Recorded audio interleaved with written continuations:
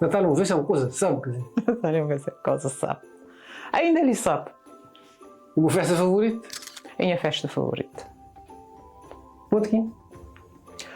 Porque ele é uma época que bota mistura de sentimento.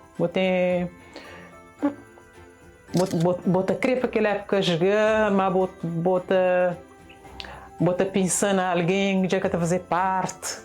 É coisa, é uma mistura de alegria e tristeza ao mesmo tempo. Nunca saber, sempre me sentir assim, nunca saber definir de outra maneira.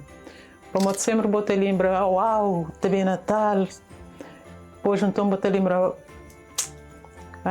tal pessoa é que está fazer parte desse mundo.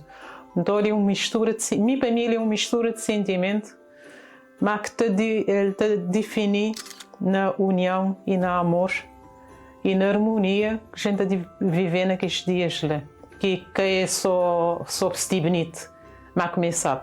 Mas assim não te lembrar, para modo não tem que ter e paz e amor para acompanhar e deseja só o bem. Só uma mensagem.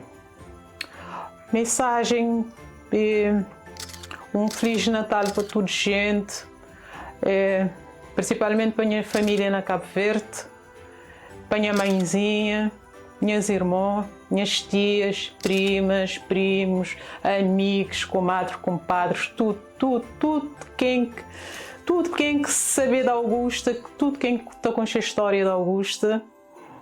One love.